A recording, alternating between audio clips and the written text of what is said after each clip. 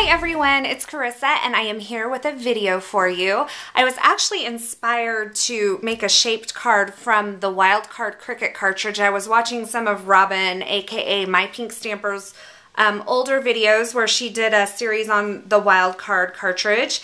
And so I was just started kind of looking through it and decided that I wanted to make a card using this cartridge. So I have cut this cut here, and I think it's called the doily card. I'm not real sure. But I have cut it at 4 1/4 inches.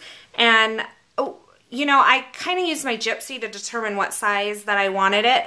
But you could totally just cut this. You don't need a gypsy to do this. It's on the cartridge itself. The card is already, you know, this shape. You don't have to weld anything or anything. So I'm going to go ahead and get started. It has some lines to score on, and I'm just going to fold it over and then crease it with my bone folder and just kind of get it good and lined up there. So that's that. And then what I did was I just took some pattern paper. This paper is from Echo Park.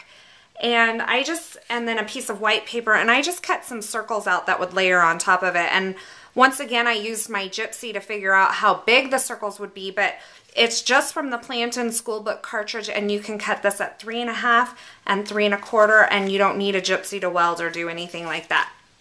So I'm going to get started here. I'm going to layer the white piece on top of the yellow piece.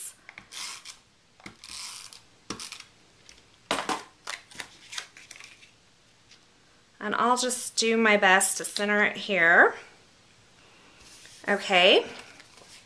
And then I'm thinking I might just make this whole piece right here pop right off of the front of the card. Now, normally I use Stampin' Dimensionals, but I've found lately that when I am popping like whole layers of a card up, that this Scotch double stick foam tape works really well because it has a little bit more stiffness to it than the Dimensionals. Now, I still love the Dimensionals and I'll use them all the time.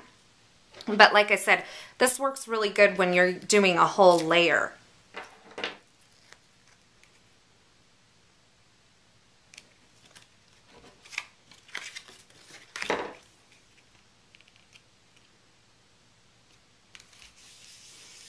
Okay. So I have that down, and I just remembered that I wanted to tie some ribbon on there before I did that, so maybe I'll be able to do it, and if not, I might have to pull it back up. I have some cuts here. This is from Cindy Lou, and I used a piece of scratch paper, and it wasn't quite big enough, and it went off, but that's okay, because I'm going to do that, and it's going to look like it was intentional. So I'm going to grab some glue here to do that with. And I use this Tombow liquid multi-glue, and I really like it. It gives me a little more time. Sometimes when I put my cuts down, I like to shift them around a little bit, so I feel like I have just a little bit more control over those. Now I have this cut here. This is actually from the Everyday Pop-Up Cards cartridge, and it is just the butterfly, nothing special done to it. It's cut at 2 1/2 inches. And I am going to put it on. I think though that the only part that I'm going to actually glue down is the middle part of the body. And that way I can kind of let the wings be independent of each other. So I'm going to make sure that I have a good amount of glue down in the center and glue this on top of this yellow piece. This yellow paper is the same paper that I used for the first layer circle. And this kind of teal color is a new color from Stampin' Up, and it is called Island Indigo. I'm going to bring in my stamp set here. I'm going to be using the Family and Friends from My Pink Stamper. You can check out her stamps at her website, which is mypinkstamper.com. And I am going to be using this stamp. It says Believe. So I'm just bringing in some Memento black ink, and I'm going to ink it up here. I should have done this too before I layered this up. Perfect. Her stamps, My Pink Stamper stamps stamp really well. They're photopolymer, they're a great stamp, and I've always been happy with the images that I get with her stamps. So just so you know, I am going to try to see if I can slide this ribbon. This was in my original plans, but as you can tell, I got ahead of myself. Okay, so I was able to slide that through, luckily. Got really lucky on that one. And this ribbon here is from Stampin' Up. It is one of their new in colors. It's called Lucky Limeade, and it's their ruffled ribbon.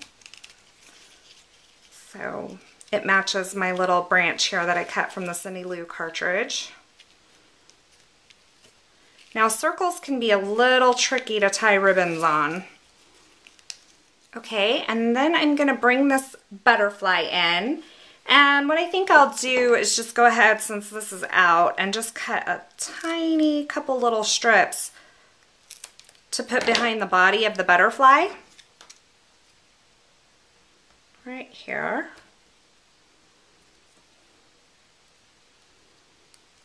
May just go slightly over to also. Okay. And this is what I was talking about earlier. I can kind of pull those wings up and allow them to be independent of the yellow wings, because I didn't, you know, adhere this part down. I only adhered that part. And then just to finish it off, what I think I'm going to do is add some rhinestones here to the center. Okay, so these rhinestones are from Stampin' Up. And they have the glue on the back of them already. I'll start out with one like up there.